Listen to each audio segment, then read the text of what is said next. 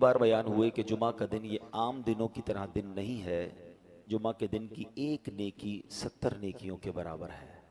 और रिवायतों में आता है कि रमज़ान में जब जुमा आता है तो हर हर लम्हे 10-10 लाख गुनाहगार जहन्नम से आज़ाद किए जाते हैं। यानी ये पूरा दिन डे ऑफ ब्लेसिंग है, दुआओं की कबूलियत का दिन है।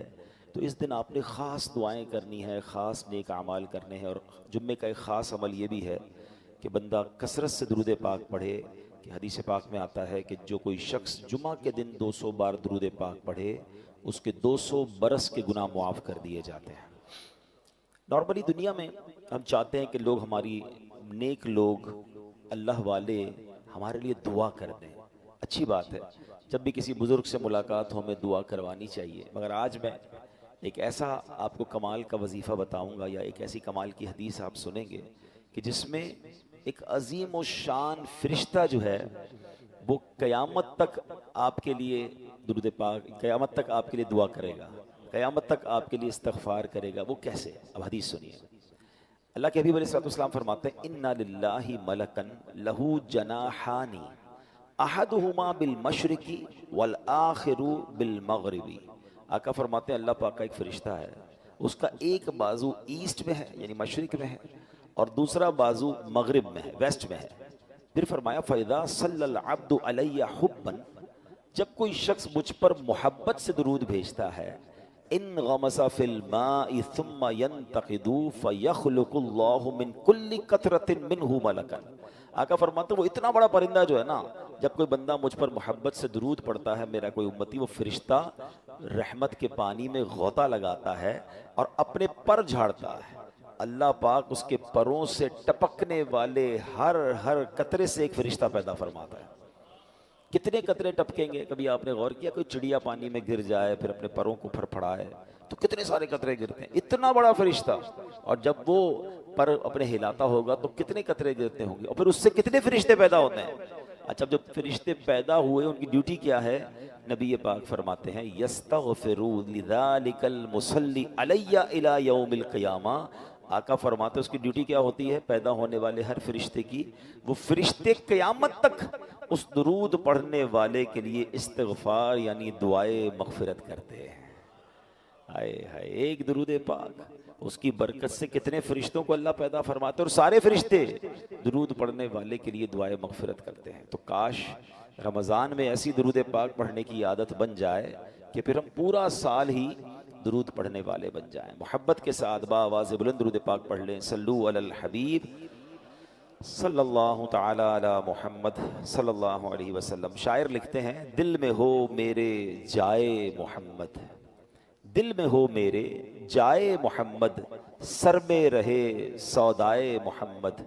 जब घबराएंगे आसी डर कर, रहमत हक ये कहेगी बढ़कर, चैन करें शहदाए मोहम्मद सल्लल्लाहु अलैहि वसल्लम। एक बार फिर दुरूद पाक पढ़ लें। सल्लु अलल हबीब सल्लल्लाहु तआला अला मुहम्मद सल्लल्लाहु अलैहि वसल्लम। हम ऑलमोस्ट हाफ ऑफ रमज़ान के करीब पहुंच गए हैं और माह रमज़ान में बहुत सारे तारीख़ी वाक़यात हुए हैं। आज एक अजीब शान इस्लाम की हिस्ट्री का वाक़या जो है उसकी तरफ हम कुछ मालूमात भी हासिल करेंगे और कुरान की रोशनी में उससे कुछ पैगाम लेने की कोशिश करेंगे। पहले कुरान की एक आयत सुन लीजिए। अल्लाह कुरान मजीद में इरशाद फरमाता है, पारा नंबर 4 है, सूरह आले इमरान है और आयत नंबर 139। अल्लाह इरशाद फरमाता है, वला तहिनू वला तहज़नू व अंतुमुल अअलौना इन कुंतुम मुमिनीन। आसान तर्जुमा कुरान कंजुल इरफान। और तुम हिम्मत ना हारो और गम न खाओ, अगर तुम ईमान वाले हो तो तुम ही गालिब आओगे। सुभान अल्लाह। ये आयत किस अजीम वाक़े की तरफ और किन अजीम लोगों की तरफ इशारा करती है, इंशाअल्लाह हम समझते हैं। अल्लाह करीम आज रमज़ान मुबारक के जुमे की बरकत से हम सब की मग़फ़िरत भी फरमाए, कुरान पाक के नूर से हमारे दिलों को मुनव्वर फरमाए। इस आयत को अंडरस्टैंड करने के लिए पहले मैं एक और वाक़या आपको सुनाता हूँ। एक बयान किया जाता है कि कुछ लोग बहरी समुंदर में जा रहे थे और अचानक तूफान आ गया। बहरी जहाज़ बड़े बड़े हिचकोले खाने लगा, तेज़ हवाएं चलने लगी, मुसाफिर बड़े घबरा गए, कलमा पढ़ने लगे, दुआएं करने लगे। सबको ऐसा लगता था कि अब समुंदर में हमारा जहाज़ गर्क हो जाएगा, और आसपास तूफान इतना था कि उनके करीब कुछ कश्तियां जो थी वो टूट भी गईं, यानी हर तरफ खौफ का आलम तारी हो गया। तो उन्होंने देखा कि एक बुजुर्ग हैं जो जहाज़ में आराम कर रहे हैं और बड़े सुकून से पुरसुकून लेटे हुए हैं। गए उनके पास, कहा हजरत हमारी हालत ख़राब, हम सब कलमे पढ़ रहे हैं, चीखो पुकार मची, आप आराम से सो रहे हैं। तो उन्होंने जल्दी से जैसे ही आँख खुली तो क्या पढ़ा, बिस्मिल्लाहिल्लज़ी ला यदुर्रु मअस्मिही शैउन फिल अर्दि वला फिस समाई। ये दुआ बड़ी प्यारी है, वैसे ही खाना खाने से पहले हम पढ़ते हैं, जिनको याद है। वैसे ही आप आम दिनों में भी पढ़ सकते हैं, सफ़र में भी पढ़ लें। इसके माना पहले जहन में रखें, अल्लाह पाक के नाम से, जिसके नाम की बरकत से ज़मीन व आसमान में कोई चीज़ नुकसान नहीं पहुँचाती। तो उन्होंने कहा कि दुआ तो आपने पढ़ ली, मगर आप इतने पुरसुकून कैसे हैं? तो कहा ठीक है, ये कागज़ ले जाओ और जाके जहाज़ के ऊपर रख दो, जहाज़ को कुछ नहीं होगा। उन्होंने कहा हमने कागज़ लिया, बुजुर्ग से लग रहे थे, कोई अल्लाह वाले लग रहे थे, हमने जहाज़ पे जाके रखा, जहाज़ के जो ऊपर डेक था, तो जहाज़ थोड़ी देर बाद ऐसा लगा कि किसी ने उसको बिल्कुल आसानी से किनारे से लगा दिया। हमने जाकर जब उस पर्चे को खोला और देखा उसमें क्या था, तो उसमें कुछ और नहीं था, उसमें असहाबे बदर के नाम लिखे हुए थे। अल्लाह करीम ने असहाबे बदर के नामों की बरकत से उस जहाज़ को उस तूफ़ान से बचा लिया। जाने साराने बदरो ओहद पर दुरूद, हक गुजारान बेअत पे लाखों सलाम। इस्लामी तारीख़ का अजीम वाक़िया हुआ है 17 ऑफ रमज़ान, समझ रमज़ान की 17 तारीख के जो वाक़या हुआ, ये यौमुल फुरकान भी कहा जाता है।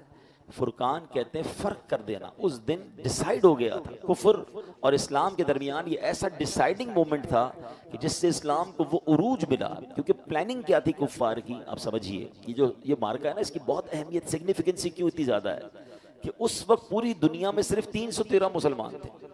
और इसको इस तरह समझिए कि जिस सुबह जंग बदर होनी थी, तो रात नबी पाक ने बड़ा गिड़गिड़ा कर रो रो कर अल्लाह की बारगाह में दुआ की थी कि ए अल्लाह, अगर आज ये मारे गए तो फिर दुनिया में तेरा कोई नाम लेने वाला नहीं होगा। तो आप सोचिए कि इतनी तादाद थी। चले कुछ खवातीन मदीने शरीफ में होंगी, वरना ऑल टुगेदर मुसलमान बदर में मौजूद थे। और कुफार का प्लान ये था कि एक बार ही जाकर ऐसा हमला करना है, इतनी प्रिपरेशन के साथ गए थे कि इनको नेस्तो नाबूद कर देंगे, इस्लाम ही खत्म हो जाएगा। सारे सहाबा नबी पाक खुद जंग बदर में मौजूद थे।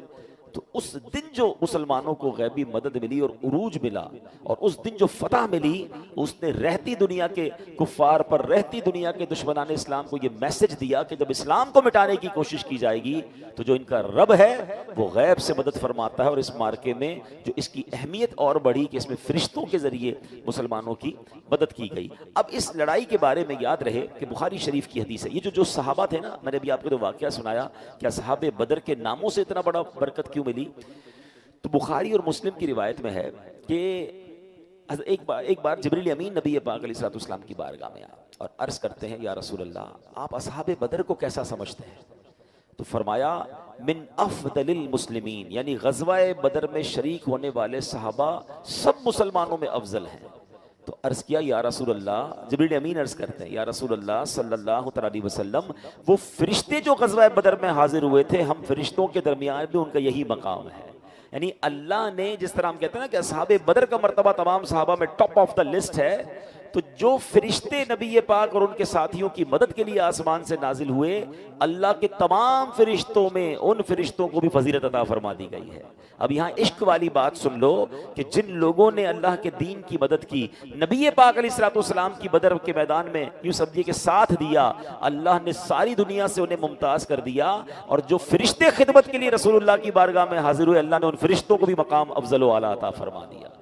तो पता चला कि सरकार दो आलम अलैहिस्सलाम वो अजीम हस्ती हैं कि जो उनका साथ दे, जो उनके साथ यूं समझिए सपोर्टिव रोल जिसने किरदार अदा किया, अल्लाह ने ये मकाम दिया। और अगर इसकी एक झलक देखना चाहें तो आज भी दुनिया में जो नबी पाक का नाम लेता है, दीन की खिदमत करता है, सच्चा इश्क रसूल फैलाता है, नबी पाक से मोहब्बत की बात करता है, अल्लाह आज उसे भी उरूज अता फरमाता है। सुभान अल्लाह। वो शायर कहते हैं ना, उनके जो गुलाम हो गए वक्त के इमाम हो गए, उनके जो गुलाम हो गए वक्त के इमाम हो गए, नाम लेवा उनके जो हुए उनके ऊंचे नाम हो गए। तो नाम जिसने नबी पाक का लिया, अल्लाह ने उसके नामों को भी ऊंचा कर दिया। अब असहाबे बदर के बारे में उलमा फरमाते हैं कि इनके नामों के वसीले से दुआ की जाए तो मुराद पूरी होती है। इन नामों की बरकत से मरीजों को शिफा नसीब होती है, चोरों लुटेरों से हिफाजत मिलती है, बेरोजगारी हो तो इन नामों की बरकत से रोजगार नसीब हो जाता है। गर्ज कैसी ही मुश्किल हो, असहाबे बदर के नामों के वसीले से दुआ करें, इंशाअल्लाह वो मुश्किलात टलेंगी और मुरादें पूरी हो जाएंगी। उलमाए किराम ने लिखा, जो इन पाक नामों का विर्द किया करे, अल्लाह उसे विलायत का ताज अता फरमा देता है।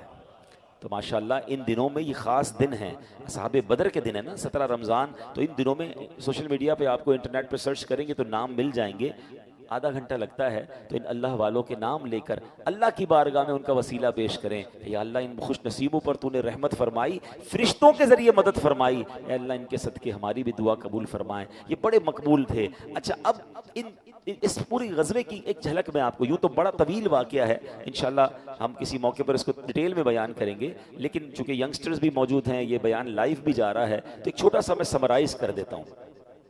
ये जो बारका था, ये ग़ज़वा बदर 17 रमज़ान को हुआ था। अच्छा, ये 2 हिजरी में हुआ था। पहले इसकी डेट साल समझिएगा। मुसलमान बड़ी मुश्किल से, डिफ़िकल्टी से मक्के से मदीने पहुंचे थे, अभी सेटल डाउन भी नहीं हुए थे, दूसरा ही साल था। उन बदबख्तों को चैन नहीं आ रहा था कि मदीने पहुंच कैसे गए, ये वहां सुकून में क्यों हैं। मक्के में तो रोज लड़ाई होती थी, रोज मारते थे, रोज मुसलमानों को तकलीफ थी। अब मुसलमान हिजरत करके अपना सब कुछ छोड़कर मदीने चले गए कि चले अब वहां रहेंगे, मगर दूसरे ही साल इन जालिमों ने वहां हमला किया और प्लान ये था कि वंस इन ऑल इनको खत्म करना है। अब सहाबा कितने हैं? 313। तलवारें कितनी हैं? 8। ठीक है, रमजान शरीफ के दिन हैं, खाने पीने का सामान भी ज्यादा नहीं था, मगर जोश ईमानी ऐसा था, जज्बे जानिसारी ऐसा था कि 1000 का लश्कर सामने है और ये सहाबा उनके सामने खड़े हो गए।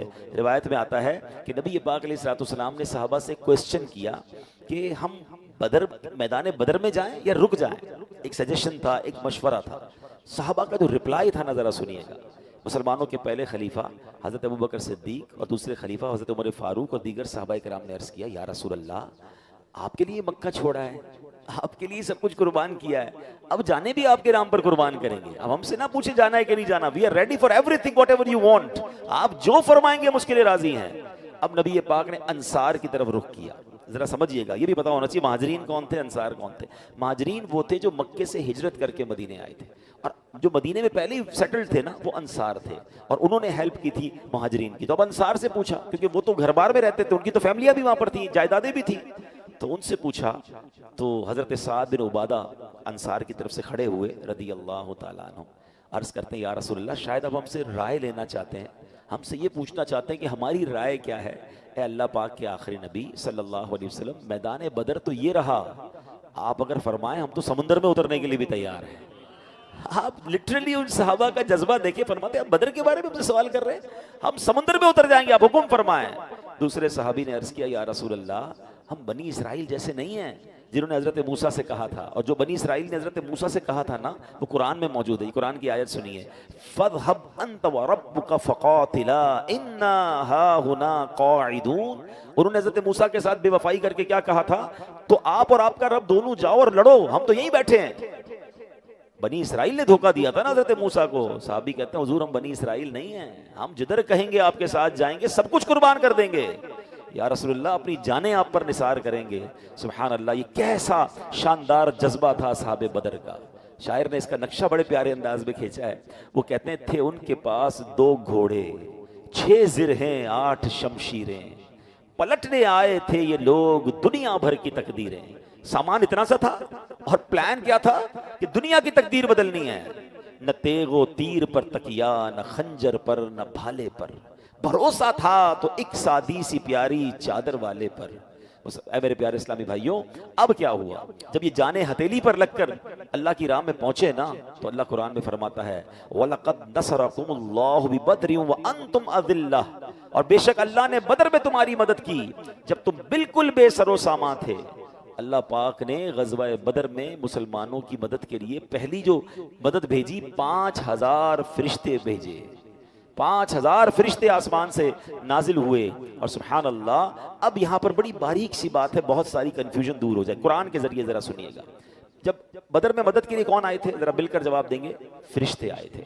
मगर अल्लाह ने क्या फरमाया, वलक़द नसरकुमुल्लाह, और बेशक अल्लाह ने बदर में तुम्हारी मदद की। ठीक है, यानी मदद के लिए आए फरिश्ते थे। अल्लाह पाक फरमाता है ये मदद फरिश्तों की नहीं बल्कि रब्बुल आलमीन की है, अल्लाह की मदद है। पता चला कि अल्लाह के बंदों का मदद करना असल में अल्लाह पाक का ही मदद करना है। सुभान अल्लाह। और फरिश्ते कौन हैं? कुरान खुद उनके बारे में फरमाता है इबादुम मुकरमून, फरिश्ते इज्जत वाले बंदे हैं। तो जिनको अल्लाह पाक बंदा फरमाए उनकी मदद अल्लाह पाक की मदद है, तो जिन्हें अल्लाह पाक अपना दोस्त फरमाए उनका आलम क्या होगा? मैं नहीं कहता, कुरान कहता है अला इन्ना औलिया अल्लाही, सुन लो बेशक अल्लाह के औलिया। औलिया कौन होते हैं? वली कहते ही दोस्त को हैं। तो बताइए बंदे मदद करें तो अल्लाह फरमाए ये मेरी मदद है, तो अगर अल्लाह के वली किसी की हेल्प कर दें तो ये भी एक्चुअली अल्लाह ही की मदद है। तो ये कॉन्सेप्ट अपना क्लियर कर लें कि अगर कोई औलिया किराम या सहाबाए किराम की तरफ रुजू करता है तो जहन ये नहीं होता कि ये मदद करेंगे या ये अपनी हैसियत से मदद करेंगे, अल्लाह की अता से। अल्लाह जिसे चाहे इख्तियारात दे। तो अगर अल्लाह वाले किसी की मदद करते हैं तो कुरान की ये आयत हमें बता रही है कि वो मदद दरअसल अल्लाह की है, ये शिर्क नहीं। शिर्क ये जरूर है कि कोई कहे कि जनाब फला शख्सियत मेरी मदद कर रही है, वो अल्लाह से नहीं अपनी तरफ से लेकर दे रही है, अल्लाह से लेकर नहीं दे रही। तो जनाब हमारा यही अकीदा है कि देने वाली जात सिर्फ रब की जात है, खालिक व मालिक वही है। हाँ, वो जिस प्यारे को चाहे, जिस अपने जो है वो बरगुज़ीदा बंदे को चाहे इख्तियारात अता फरमाए। तो ये जब बात समझ आ जाएगी तो ये कंफ्यूजन जो है वो क्लियर हो जाएगी। अब आखिरी बात, अब इस टॉपिक को एक और तरफ लाते हैं। अब आजकल बड़ी बातें होती हैं कि भाई जब फरिश्तों की मदद बदर में हो सकती थी तो आज अल्लाह मदद क्यों नहीं फरमाता? आज तो मुसलमान बड़ी तकलीफ में हैं, हर तरफ मुसलमान जलील ख्वार हो रहे हैं, कहीं धमाके हो रहे हैं तो कहीं जनाब मुसलमान गुर्बत का शिकार हैं, तो कहीं मुसलमानों को दबाया जा रहा है, कहीं जनाब गैर मुस्लिमों की फौजें तबाही मचा रही हैं। तो जनाब आज भी तो कलमा गो हैं, आज वो मदद क्यों नहीं आ रही? रेलिवेंट क्वेश्चन, सुभान अल्लाह। तो आज जनाब बड़ा सादा सा जवाब है जो मैंने शुरू में आयत तिलावत की थी। अल्लाह ने क्या फरमाया? वला तहिनू वला तहजनू व अंतुमुल अअलौना इन कुंतुम मुमिनीन। अल्लाह ने फरमाया तुम हिम्मत ना हारो और गम ना खाओ, अगर तुम ईमान वाले हो तो तुम ही गालिब आओगे। इसका मतलब ये हुआ ए महबूब अलैहिस्सलाम के गुलामों, गालिब तुम ही रहोगे, सुपीरियरिटी तुम्हें ही मिलेगी। शर्त एक ही है, अल्लाह ने कुरान में बयान फरमा दिया, सच्चे ईमान वाले हो जाओ, अल्लाह पाक पर कामिल भरोसा रखने वाले हो जाओ। ये शर्त पूरी कर दी जाए, ईमान पुख्ता कर लिया जाए, हमेशा इस्लाम गालिब रहेगा। और आप गौर कीजिए ना, जिस जमाने में हजरत उमर की हुकूमत थी, आधी दुनिया पर हजरत उमर की हुकूमत थी, इतनी टेक्नोलॉजीज तो नहीं थी ना, मगर ईमान मजबूत था। शायर मशरिक लिखते हैं ना, फजाए बद्र पैदा कर, एक कंडीशन है, फजा वो वाली पैदा करो ना। ईमान कैसा था? अल्लाह पर भरोसा था, हथियारों पर नहीं था, पक्के मुसलमान थे ना। फजाए बद्र पैदा कर, फरिश्ते तेरी नुसरत को उतर सकते हैं गर्दों से कितार अंदर कितार अब भी।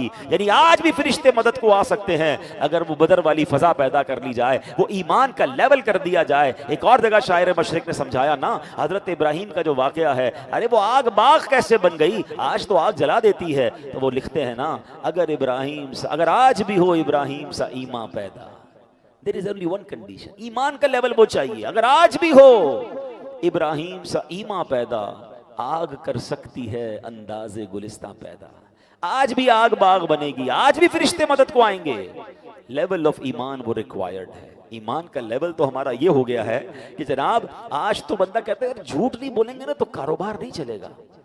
मौलाना साहब आप समझा तो रहे हो झूठ हराम है, मगर सारी मार्केट झूठ बोलती है। आज सूद का काम नहीं करेंगे तो कैसे? हजरत आपको नहीं पता, सूद का काम करेंगे नहीं तो हमारा बिल्डिंग ही नहीं खड़ी हो सकेगी, हमारा एम्पायर ही खड़ा नहीं होगा, हमारा बिजनेस ही यानी हमें ईमान का वो कमजोर लेवल हो गया। बल्कि लोग कहते हैं नमाज पढ़ने दुकान छोड़ के जाऊंगा तो कारोबार कैसे चलेगा। यानी हमारा माइंड ये है कि झूठ बोलने से काम होगा, सूद खाने से या सूद का काम करने से आगे बढ़ूंगा, अपना बिजनेस छोड़कर नमाज पढ़ने जाऊंगा तो बिजनेस डाउन हो जाएगा। ये ईमान है। तो कहां से मदद आएगी? आप बताएं ना। आप गौर करें कितनी चीजें, आज किसी को कहो भाई दीन का काम सीखने के लिए कुछ थोड़ा सा टाइम निकालो, अरे भाई बच्चों को खिलाना भी है, हमारे कारोबार भी हैं, हम अगर चले गए दीन के काम के लिए 2-4 दिनों के लिए तो पीछे कौन होगा? बच्चों का क्या होगा? फैमिली का क्या होगा? तो फिर यही ईमान है ना हमारा। हमें फिर अल्लाह पर भरोसा तो ना रहा ना। यानी आप गौर कीजिए, हमारा हाल ये है। एक कमाल का वाकया, हजरत अब्दुल वाहिद बिन जैद कहते हैं मैं एक समुद्री सफर पर था, तेज हवाएं चलने लगी, हमारे जहाज को किसी जजीरे पर जाकर रुकना पड़ा। हम गए तो वहां एक बंदा गैरुल्लाह की इबादत कर रहा था। हमने इसको समझाया भाई ये तो शिर्क कर रहे हो। तो उसने कहा तुम किस खुदा की इबादत करते हो? तो उन्होंने तफसील बताई कि हम अल्लाह की इबादत करते हैं, अल्लाह ने एक रसूल हम पर भेजे, उन्होंने हमें मौजज़ात दिखाए, दलीलें बताई, हम ईमान ले आए उन पर। अल्लाह का पूरा पूरा पैगाम, उन्होंने कहा फिर उन रसूल का क्या हुआ? जब अल्लाह का पूरा पैगाम उन्होंने पहुंचा दिया तो अल्लाह ने उन्हें अपने पास बुला लिया। तो उन्होंने कहा कि कोई निशानी है तुम्हारे पास तुम्हारे दीन की? तो कहा हमारे पास कुरान शरीफ था, हमने उस गैर मुस्लिम को कुरान शरीफ दिखाया। जब उसने कुरान पढ़ा तो वो आंसुओं से रोने लगा। कहता है कि ये तो उस हस्ती का कलाम है, हक बनता है कि उसकी नाफरमानी ना की जाए। उस बंदे ने कुरान सुना और उसके बाद कलमा पढ़कर मुसलमान हो गया। हज़रत कहते हैं हमने अपने जहाज़ में सवार कर लिया कि बेचारा ये भी मुसाफिर है। तो अब जब रात का वक्त आया तो हम सब सोने लगे। तो वो कहता है ये बताओ जिस खुदा का कलमा पढ़ाया है वो सोता है? तो कहा नहीं वो तो नहीं सोता। तो क्या कमाल की जवाब दिया कि अभी तो तुमने मुझे मुसलमान किया, मुझे अल्लाह के बारे में बताया है, तो ये कितनी बुरी बात है कि महबूब जागता रहे, मालिक के सामने बंदा सोया रहे।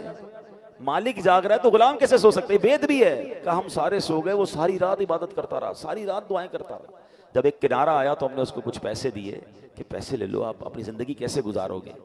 तो वो कहता है कि बड़ी अजीब बात है, जब मैं अल्लाह की पूजा नहीं करता था, गैरुल्लाह को पूछता था तो मुझे वो रोज़ी देता था, अब तो मैं मुसलमान हो गया हूँ तो मुझे तुम्हारे पैसों की क्या ज़रूरत है? वो मुझे भूखा क्यों रखेगा? हाय हाय। वो कहते हैं ये हम बंदा हमें ये कहकर जुदा हो गया और अंदाज़ा हुआ कि ये नया होने वाले मुसलमान का ईमान कितना पक्का था। मगर हमारा हाल क्या है? हमें सिर्फ असबाब पर फिक्र है। नौकरी होगी तो काम चलेगा, कारोबार होगा तो काम चलेगा, फला बंदा राजी होगा तो रोजी मिलेगी। अल्लाह के बारे में ख्याल भी दिल में नहीं आता। रब पर भरोसा करना सीखें। अल्लाह चाहेगा तो मेरा काम होगा, और ये कहना भी शुरू करें, अपनी ज़िंदगी में ये शामिल करें। ये प्लॉट ले लूँगा, इस मार्केट में दुकान खोल लूँगा तो कारोबार चलेगा, वो वाली चीज़ मुझे मिल जाएगी तो मैं तरक्की कर जाऊँगा। नहीं, मेरा रब चाहेगा तो तरक्की होगी। मैं आखिरी बात करके अपनी गुफ्तगू को आपको इशारतन समझा देता हूँ। देखिए ये हाथ है ना, पार्ट ऑफ द बॉडी है, आंखें पार्ट ऑफ द बॉडी है, कान पार्ट ऑफ द बॉडी है, ठीक है, पैर, ये सब हिस्से हैं ना हमारी बॉडी के। बंदा क्या कहता है कि यार मेरे पास हाथ हैं, मेरे पास आंखें हैं, कान हैं, इसलिए मैं बोल रहा हूँ, इसलिए सुन रहा हूँ। नहीं, हाथ होते हैं लेकिन अल्लाह ना चाहे तो ये हाथ काम नहीं करते हैं। आपने देखा होगा किसी को फालिज हो जाए उसका हाथ नहीं उठता, वो ग्रिप नहीं कर पाता। इसका मतलब हाथ सब कुछ नहीं है। अल्लाह चाहेगा तो ये हाथ काम करेगा। हाथ लगा हुआ है मगर काम का नहीं है, उंगलियां नहीं चल रही हैं, पकड़ नहीं पा रहा बंदा।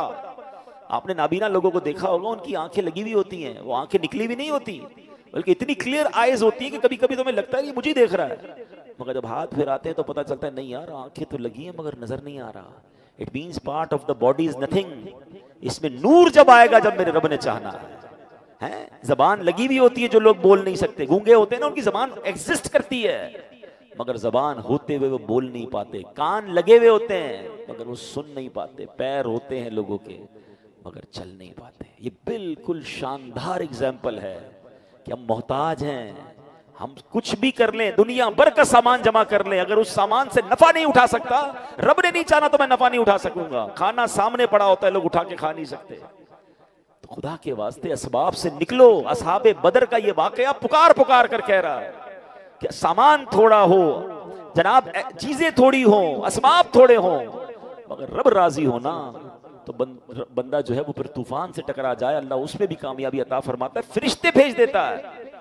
लेकिन सामान का अंबार हो, सोर्सेज ही सोर्सेज हो, हैं, दुनिया की सारी नेमतें आपके पास हो, और अगर अल्लाह नाराज है और अल्लाह की मदद शामिल हाल नहीं तो बंदा कुछ भी नहीं कर सकता है। तो इस वाक़े से ये मैसेज लेना है, सबक लेना है और ईमान मजबूत करना है। हर चीज़ में पहले ये चेक करो कि अल्लाह मेरे इस काम से राज़ी होगा या नाराज़ होगा। कारोबार करने जा रहे हैं, रुक जाएं, यार ये डील अल्लाह को नाराज़ तो नहीं कर देगी। किसी आलिम दीन से पूछ लेता हूँ, हैं, घर में कोई प्रोग्राम कर रहे हैं, रुक जाएं, यार ये फैमिली गैदरिंग कहीं मैं अल्लाह को नाराज़ तो नहीं कर बैठूंगा। सबसे पहले अल्लाह को राज़ी करें, वरना अचानक सब कुछ बर्बाद हो जाता है। अल्लाह करे ये दिल में उतर जाए मेरी बात। तो मेरे प्यारे इस्लामी भाइयों, माह रमज़ान है, खूब खूब लोगों के साथ अच्छा बर्ताव करें। कहते हैं what goes around comes around. आप लोगों के साथ अच्छा करें, अल्लाह की रहमत से आपके साथ अच्छा होगा। गरीबों की मदद करें। ये महीना माह सखावत है। नबी पाक अलैहिस्सलाम इस महीने में इतना खर्च करते थे कि हदीसों में आता है जैसे तेज़ हवा चलती थी, मेरे आका हर आने वाले साइल को देते, अपने गरीब रिश्तेदारों को दें, अपने गरीब मुलाजमीन को दें, अपनी पूरी ज़कात अगर अभी तक अदा नहीं की तो अदा करें। ज़कात में कमज़ोरी न लाएं, क्योंकि ज़कात में कमज़ोरी जो है वो माल का मैल है। माल में मिल गया तो पूरे माल को बर्बाद कर देगा। हम कहते हैं यार बॉडी में वायरस है, एक बार पूरा निकालो, थोड़ा सा भी रह गया वापस आ जाएगा। तो ज़कात, ऐसा ना हो कि ज़कात न देकर हम अपने माल को अपने लिए अजाब का बाइस बना लें। और अपने गरीब रिश्तेदारों और मुलाजमीन के बाद मेरी गुजारिश है कि अपनी ज़कात में, अपने डोनेशन में दावत इस्लामी को भी याद रखें। 150 से ज़ायद ममालिक में काम हो रहा है, हज़ारों मदारिस में लाखों बच्चे दावत इस्लामी के बग़ैर फ़ीस के कुरान पाक पढ़ रहे हैं। हम रोज़ाना हज़ारों लोगों को खाना खिलाते हैं, जो मदरसों में बच्चे पढ़ रहे हैं वो दीन सीख रहे हैं। फिर दावत इस्लामी हज़ारों मसाजिद बनाती है, उनमें से एक मस्जिद ये आपके सामने है। किस कदर अल्हम्दुलिल्लाह बरकतें हमें मिल रही हैं। अब ताक रातों का सिलसिला होगा तो फिर यहाँ अल्हम्दुलिल्लाह बयानात का सिलसिला शुरू हो जाएगा। तो ये एक मस्जिद से इतना कुछ हमें मिल रहा है। दावत इस्लामी ने अब तक दुनिया में 7,200 से ज़्यादा मस्जिदें बना दी हैं और ये डेली बेसिस पे बनती जा रही हैं। सच्ची बात यह है कि हमारा अगर डोनेशन दावत इस्लामी को जाता है तो ये हमारे पैसों के नसीब जागते हैं जो इतनी अजीम जगहों पर ये खर्च होता है। अल्लाह पाक हम सबको अपनी दावत इस्लामी का साथ देने की